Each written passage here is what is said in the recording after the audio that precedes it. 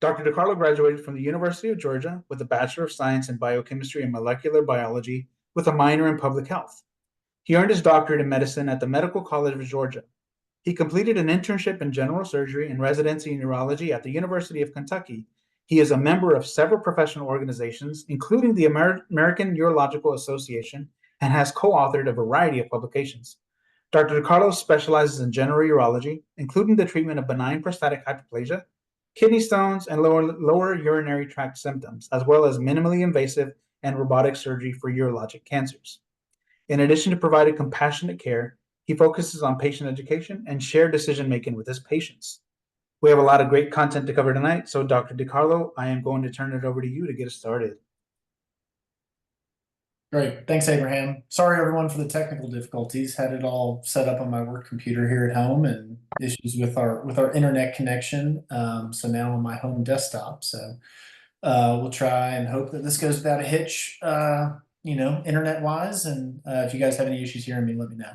So what we'll cover tonight in today's talk is a lot of prostate health, general anatomy, what we're looking at on the medical side, and then specifically getting into BPH and its overview. We'll sort of go into detail of what BPH is, and then we'll look at the various treatment options that are available. So, prostate overview. What is the prostate? The prostate is a walnut-sized gland at the base of the male bladder. It is part of the lower urinary tract, so bladder, prostate, urethra. And the prostate actually envelopes the urethra. It's part of the male urethra and urine channel where urine flows through.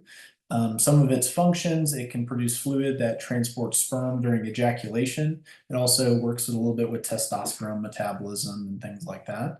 And over the course of life, for all men, it grows to some degree. Usually gets to around its normal size in a man in his early 20s, and then begins to grow again through a benign process, typically during the mid 40s for most men, which is usually when symptoms start to arise. So what can happen to the prostate? We see men for a variety of different reasons in our office for prostate-related issues. Oftentimes these are not interrelated, and sometimes they are, and that's why you come see the urologist to sort of tease those things out. So enlarged prostate or benign prostatic hyperplasia, which is what we'll primarily be focusing on today. Prostatitis, which is inflammation and or infection of the prostate, and then prostate cancer. Those are probably the three most common things we see, or I see men in the office for prostate-related issues. So BPH, what is BPH? It's a commonly referred to term, but a lot of patients come in and don't really know what it stands for and what it means. So it's a benign process, and it stands for benign prostatic hyperplasia, which just means an abnormal growth or proliferation at the cellular level. It means that it's grown larger than normal. That growth can lead to bladder outlet obstruction or obstruction of urine from the bladder to the outside world. And it's that obstruction that can cause the urinary symptoms that men commonly start to experience later on in their life, in their 5th, 6th, 7th decade of life.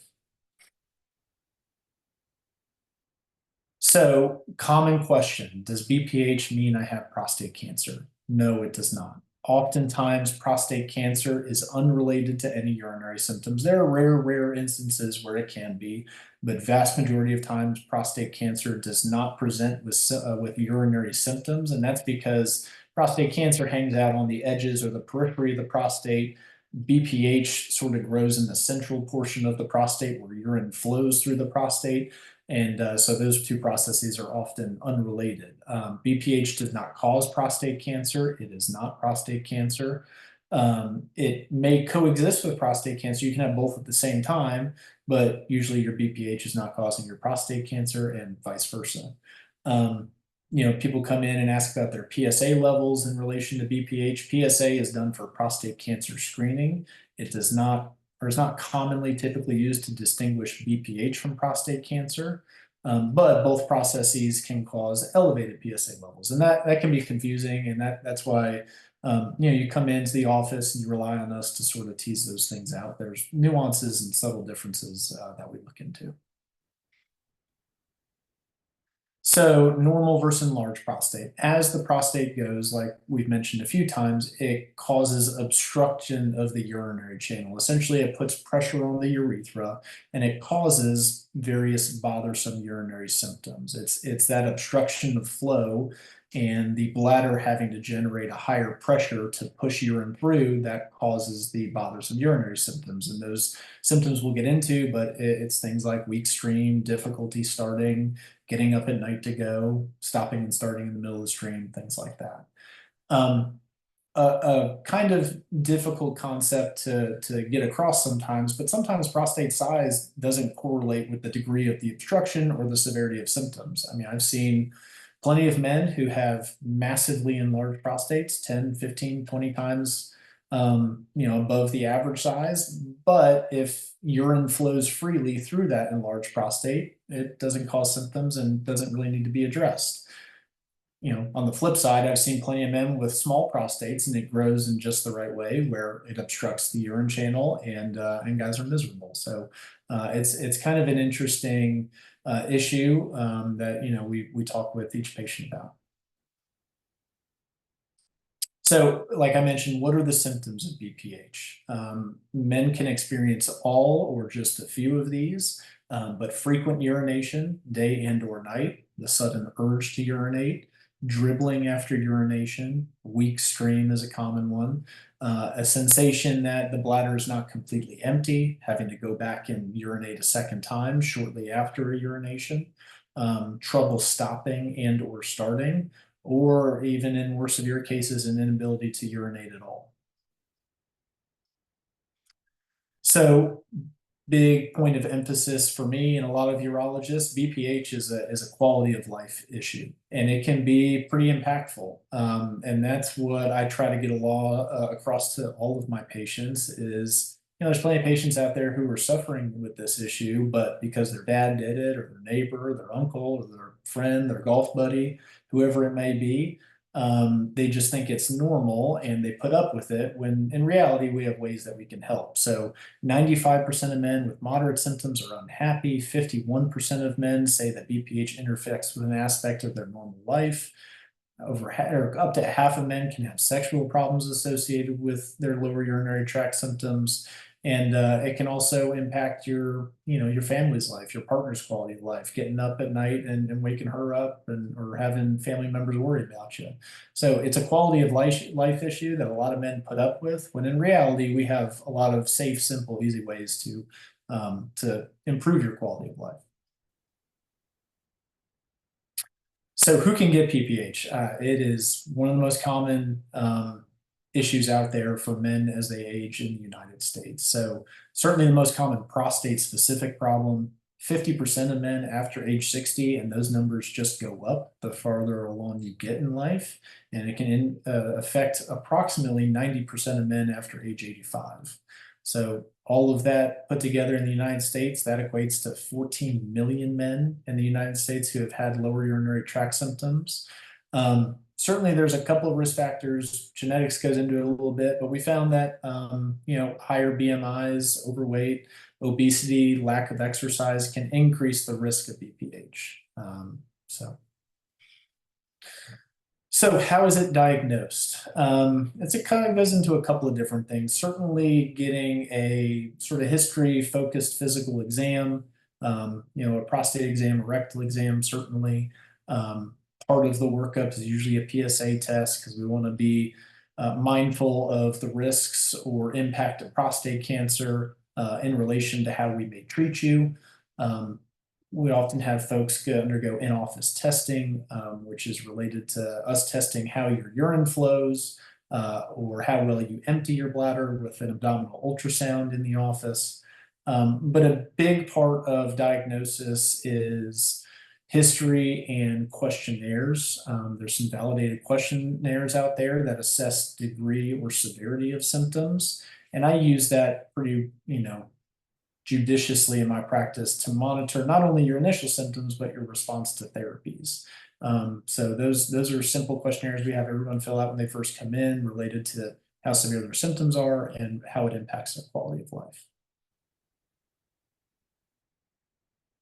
So let's dive into treatment options.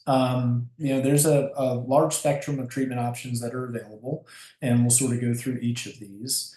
The simple things are the simple things, and I try to talk with all my patients about that. A lot of patients have come in and have already tried a couple of things at home or with their primary care doctor, fluid, diet changes, things like that.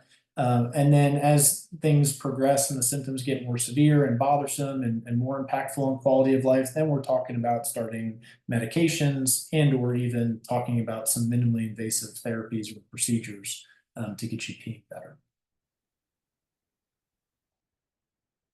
So an important point, and I get this question a lot, there's no dietary supplement or naturally occurring therapy that is recommended by governing bodies of urology, medical bodies, things like that, for the management of urinary symptoms related to BPH.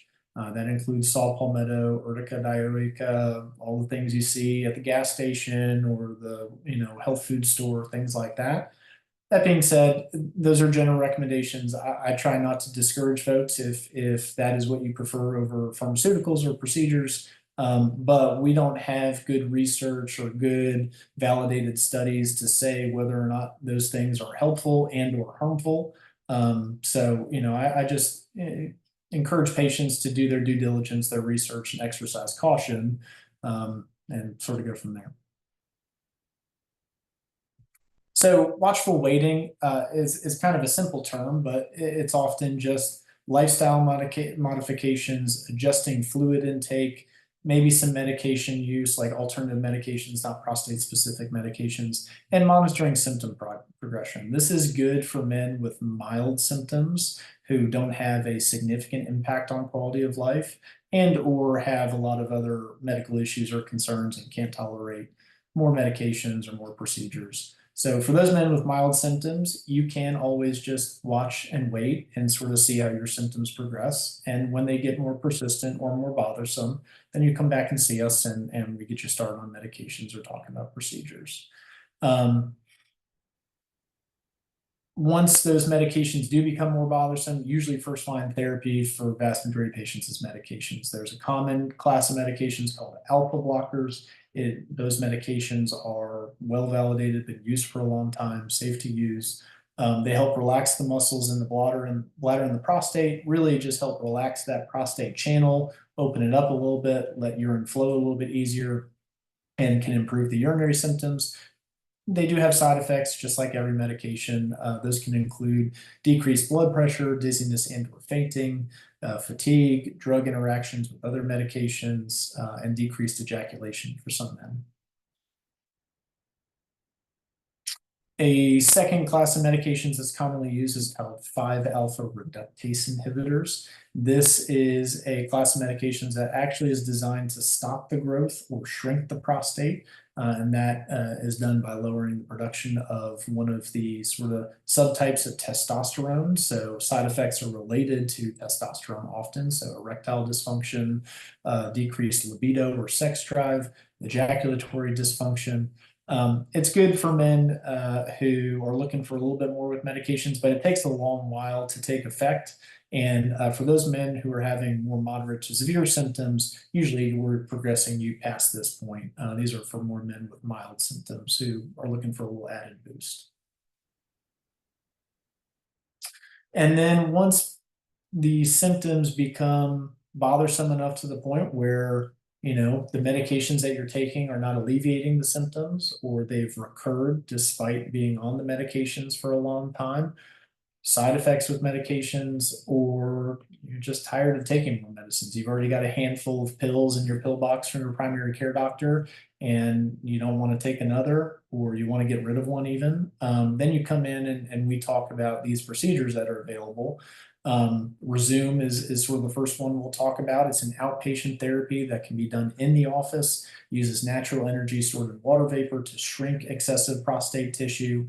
does not require general anesthesia. It is not a permanent implant, and it has a low retreatment rate, which is important for a lot of these decisions we make. If we do the procedure, what's the likelihood of you needing a secondary procedure down the road? Resum is very low. It does have some potential side effects, just like any procedure, and we talk about all those in the office before we get you signed up.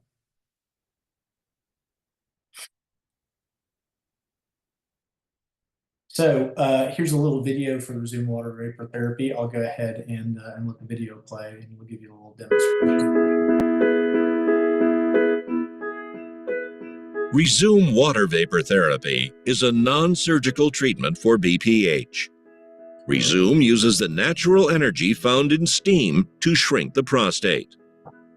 In just seconds, this precise technology destroys enlarged prostate tissue while minimizing any effect on surrounding tissue. Resum is a potential alternative to drug therapy, permanent implants, and surgery. It preserves sexual and urinary functions, and it's clinically proven to safely and effectively reduce BPH symptoms. Potential side effects include painful urination, blood in the urine or semen, pelvic pain, and urinary frequency, retention, or urgency. The procedure is performed right in your doctor's office or outpatient center. You do not need general anesthesia for the procedure, and Resum therapy lets you quickly return to normal activities.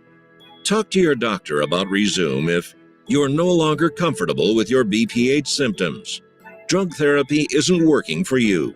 The side effects from drugs are impacting your quality of life, or you don't want to have surgery or get an implant.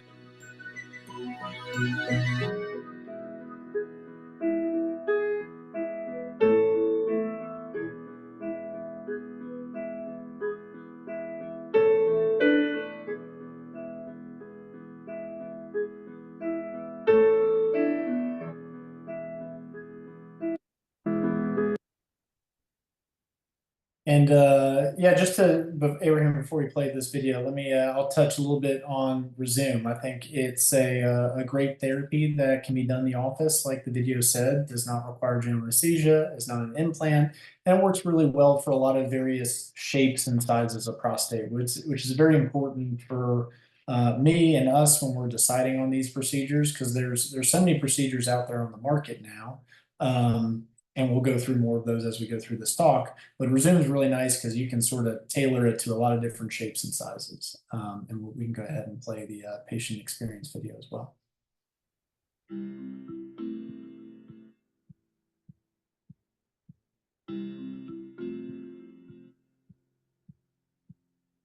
I found out that I had BPH. My symptoms were a slow stream, and I would wake up frequently in the middle of the night. I first heard of Resum when I was researching enlarged prostate and the procedures to repair it, to fix it. And Resum was one of them. The more I researched Resum, it was the latest and greatest technology, and I want to be part of new technology. I think technology is good. My experience with the Resum procedure was very good. After the procedure, I was a little worn, a little tired, and the next day I felt fairly good and was able to get up and get around. Since Joe's Resum procedure, we're able to spend much more quality time together, fewer interruptions, and we're just happier as a couple. The Resum treatment has made a very big difference in our life.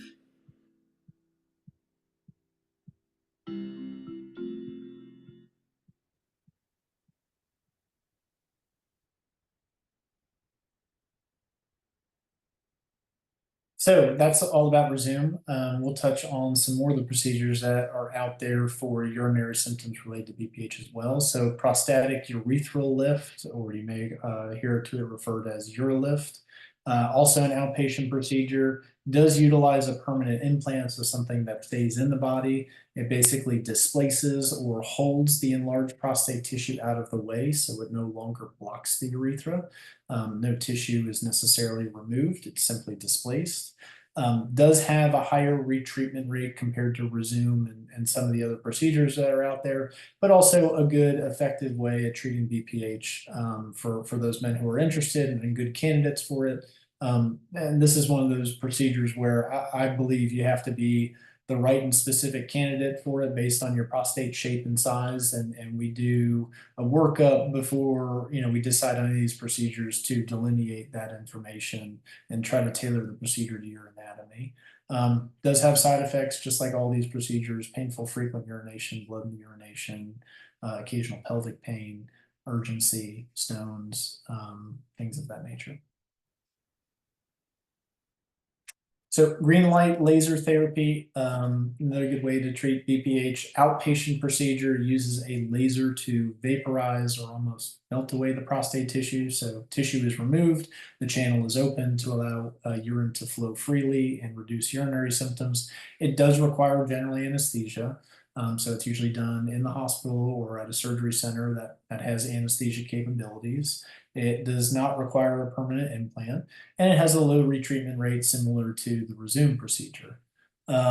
Again, all these procedures can have potential side effects. I should probably stop just listing them all as they go through, because all of them are very similar.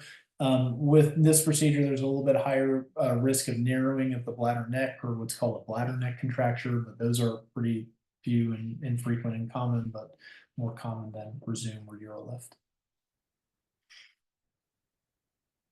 And we have another video. The audio on this one is a little wonky, so I'll just go ahead and sort of narrate as we go through it. But it's a very straightforward procedure. The technology has been around for quite some time now. Essentially, what we do is we go in with a telescope into the lower urinary tract, into the prostate, just like we use a scope for the resum and the urolift. And while in there, we use this side-firing laser, and we essentially melt the prostate tissue away. We identify a couple of anatomic landmarks to keep you safe and minimize side effects or complications.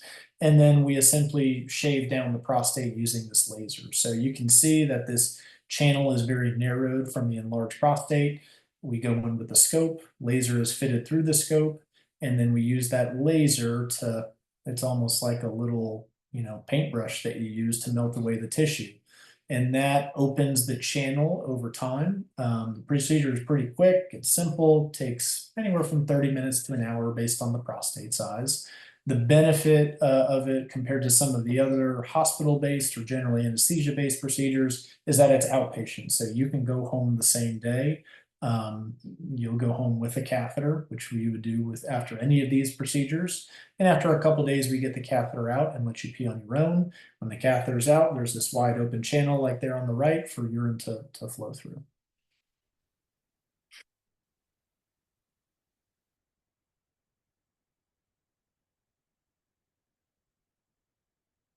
Perfect.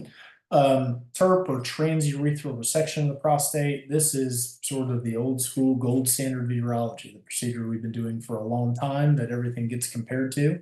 It's often an outpatient procedure, but a lot of patients also need to stay overnight because sometimes there's some oozing or bleeding from the prostate that needs to be monitored in the hospital instead of sending you home. So for a lot of patients of mine, I keep them overnight, as well as my partners who do this procedure. It uses a heated wire to cut through the prostate. It's very similar in terms of concept to the green light. It's just using a different form of energy, but it often does require you to stay overnight. Again, low retreatment rate, no permanent implant, similar side effect profile to the green light laser.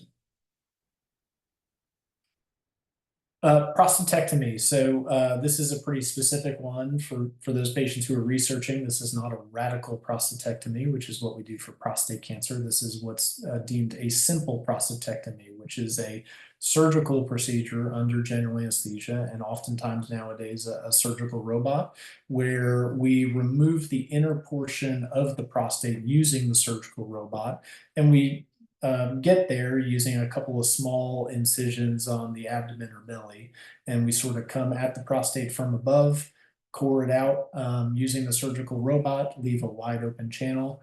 This procedure is often reserved for men with very enlarged prostates, like upwards of 100, 120, 150 grams. But it's I think the best procedure we have for those enlarged prostates. It removes the most tissue in the shortest amount of time.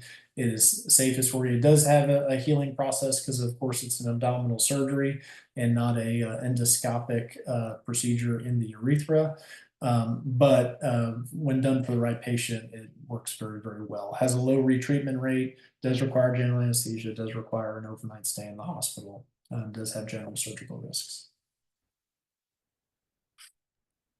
And then temporarily implanted nitinol device, or IPIN. This is a newer procedure where an implanted device reshapes the anatomy and widens the urethra. The implanted device is not permanent. It is temporary. It stays in for 5 to 7 days and then is removed in the office. Does not require general anesthesia. It is a temporary implant, not a permanent implant. Has a higher retreatment rate compared to some of the other ones we talked about. But it's a very simple way to treat urinary symptoms related to enlarged prostate. I do think this is one of those that, you need to be the right candidate for it to work effectively.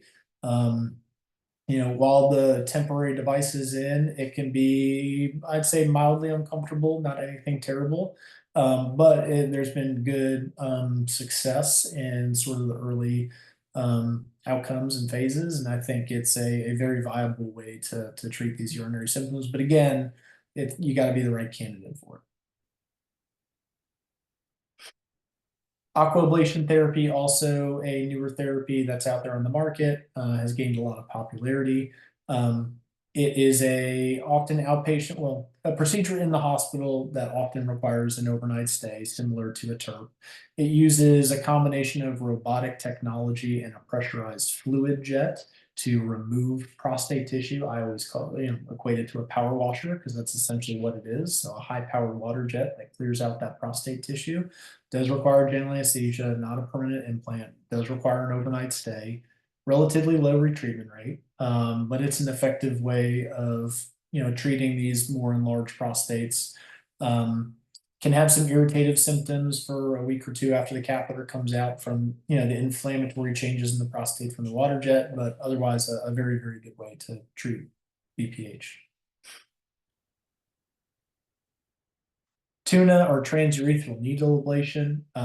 This is a outpatient procedure, uses radiofrequency with 2 needles to ablate excess prostate tissue. To be honest, these are not performed as frequently.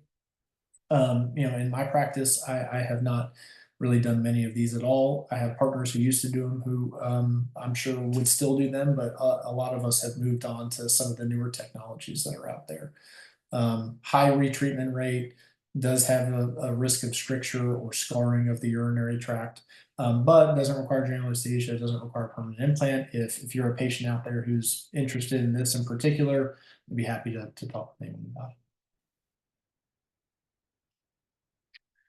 So to summarize, what is the prostate and how does it work? Prostate is an organ in all men, usually the size of a walnut or a little bit bigger. It sits in the lower urinary tract and urine flows through it from the bladder to the outside world as it grows over time. That is called BPH, or benign prostatic hyperplasia. And as it grows, if it obstructs that urine flow, it causes a sort of downstream effect of urinary symptoms: weak stream, frequency, urgency, getting up at night, stopping and starting, things like that. Treatment options boil down to sort of 3 categories: conservative measures like watchful waiting, dietary modifications, fluid restrictions. First-line therapies are usually in the line of medications. There's a couple of different categories of medications. And then a lot of urologists now consider resum and permanent implants like UroLift as more first-line therapies because they're simple, safe, effective, just like medications are. And then there are surgical procedures for certain patients with various shapes or sizes of prostate, like the green light, a TURP, or a prostatectomy. So next steps, come see the urologist, come see me, come see our practice. If you're not near any of my office locations, we have a lot of great people in the practice who are here to help you and improve your quality of life.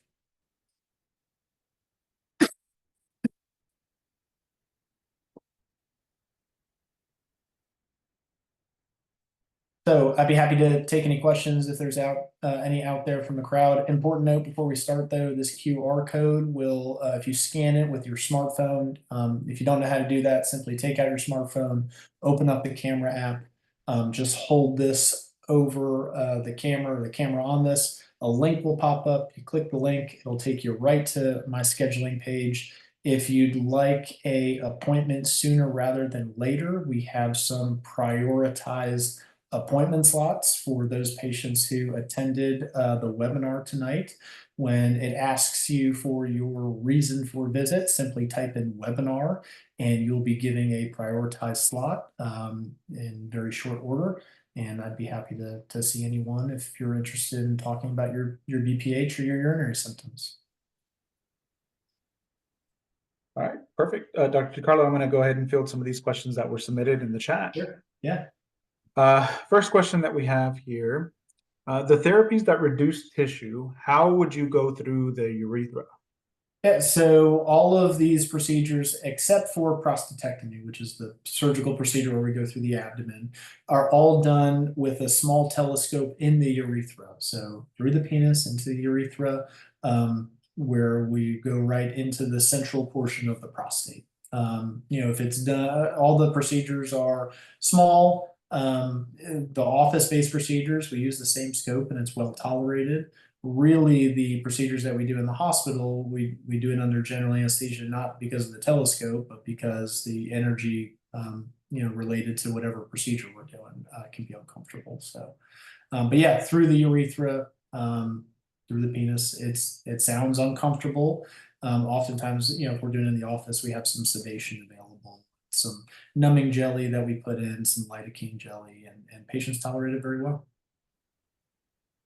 All right, next question. Why is sexual performance affected by these procedures? So some of the procedures have a greater degree of impact or a greater degree of risk of impact on sexual function.